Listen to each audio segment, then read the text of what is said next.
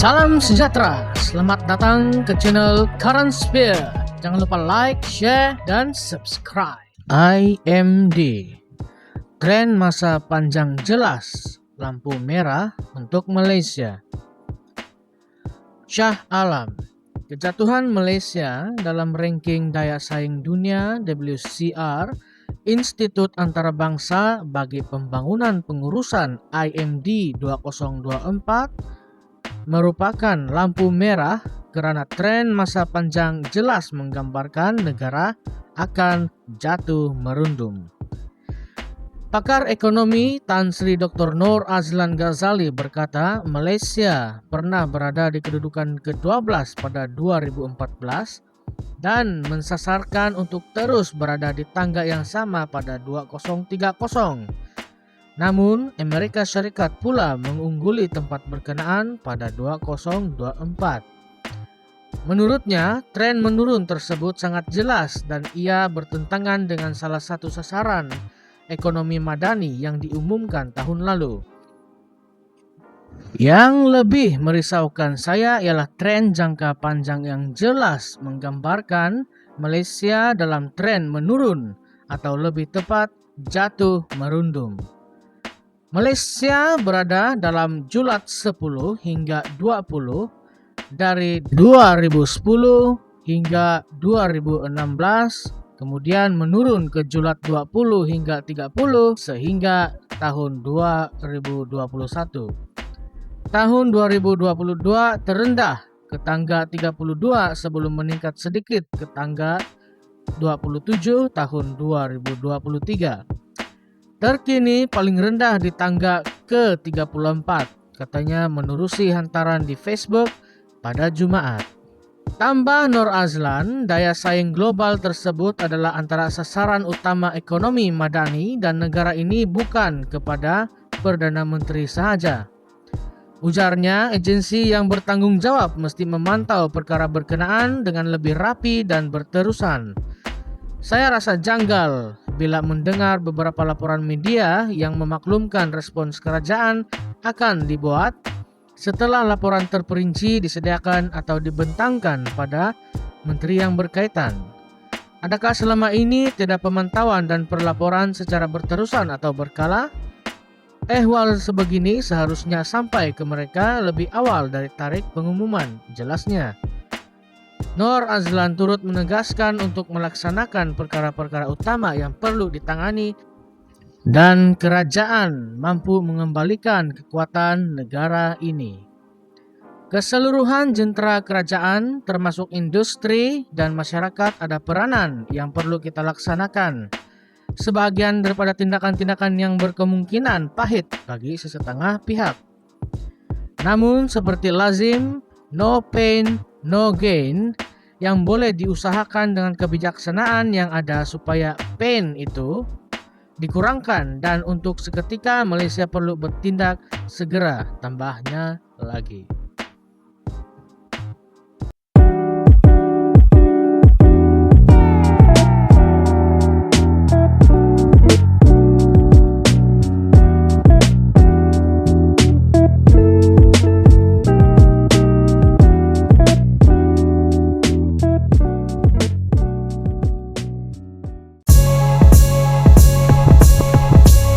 Salam sejahtera, selamat datang ke channel Current Sphere.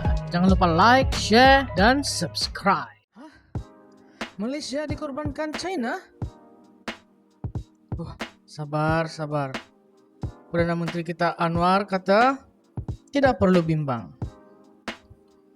Kuala Lumpur, rakyat tidak perlu bimbang atau takut dengan penguasaan China dari segi ekonomi, ketenteraan, dan teknologi. Karena Malaysia mempunyai pendirian neutral atau berkecuali dalam menentukan hala tuju negara. Perdana Menteri Datuk Seri Anwar Ibrahim berkata, propaganda dan naratif yang diwujudkan sesetengah pihak harus disangkal kerana keazaman Malaysia untuk menjalinkan kerjasama ekonomi bukan sahaja dengan China, malah negara-negara lain.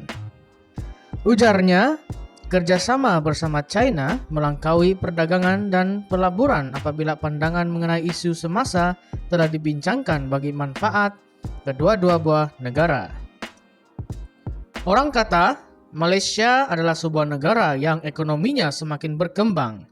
Jangan biarkan China menyalahgunakan, mendapat keistimewaan atau memeras ugut negara. Saya kata tidak. Sebaliknya, kami, Malaysia dan China, ingin mendapat manfaat daripada satu sama lain, ingin belajar daripada satu sama lain, kedua-dua pihak mendapat keuntungan, dan daripada kerjasama ini kami dapat membantu rakyat, baik Malaysia maupun China. Kebimbangan kita hari ini adalah masa depan anak-anak kita, kualiti pendidikan, kemudahan melalui TVET, melalui kecerdasan buatan, AI, dan digital. Semua isu ini kita bincangkan bersama dengan China. Katanya ketika berucap dalam majelis makan tengah hari Komuniti Perniagaan China dan Malaysia di sini hari ini. Tambah Anwar, sikap kepimpinan China yang sangat mesra, berbudi bahasa, penuh hormat menghormati, dan memahami perbezaan budaya adalah sangat berbeza seperti yang digambarkan di tempat lain. Malah kata Anwar, sepanjang perbincangan berjam-jam lamanya dengan Perdana Menteri China, Li Qiang, tidak terlangsung kelihatan sombong, bersikap merendah-rendahkan atau ultimatum. Walaupun ada isu menjadi perbalahan, tetapi kita berbincang sebagai rekan kongsi yang sama rata. Sebab itu, saya ingin menggunakan peluang ini untuk meredakan kebimbangan orang lain, lebih-lebih lagi rakyat Malaysia.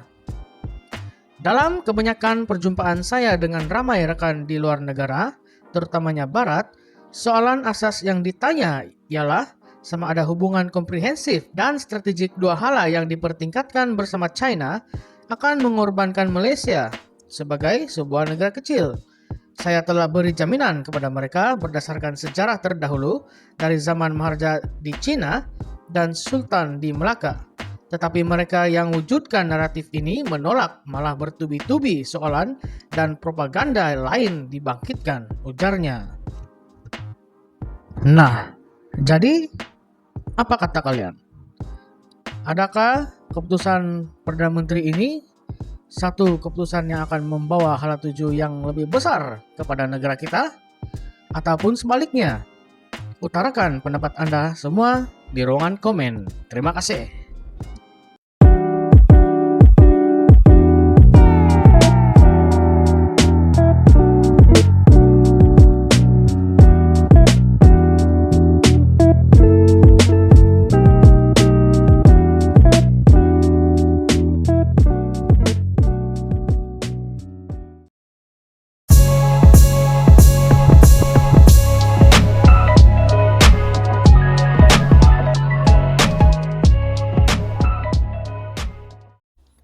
Keterbukaan dan ketegasan.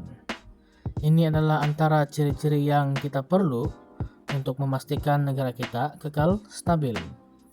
Manakala pengampu atau penjilat adalah antara jenis-jenis orang yang bagi saya hanya merugikan untuk kita. Orang-orang seperti ini, mereka hanya akan mementingkan diri mereka sendiri dan hanya fokus untuk kebaikan mereka sendiri semata-mata dan tidak kisah terhadap orang sekeliling mereka. Apakah pendapat Anda tentang perkara ini? Melalui satu penulisan yang telah ditulis oleh Dr. Muhammad Fitri Muhammad Yusuf, pentadbiran Perdana Menteri Datuk Seri Anwar Ibrahim berhadapan pelbagai cabaran kompleks memerlukan pendekatan bijaksana. Dalam konteks domestik, 3 isu menonjol, yaitu pelaksanaan Semangat Perjanjian Malaysia 1963 MA 63, serta usaha mengembalikan hak Sarawak dan Sabah, cadangan mengembalikan 20% cukai kepada kerajaan negeri dan pengapungan harga diesel dan subsidi bersasar. Suara tuntutan hak dakwaan terhakis sejak pembentukan Malaysia dalam MA 63 seperti immigration, pendidikan, kuasa perundangan, peruntukan keuangan, kerajaan tempatan, dan kawalan hasil bumi seperti minyak serta gas semakin lantang beberapa tahun ini.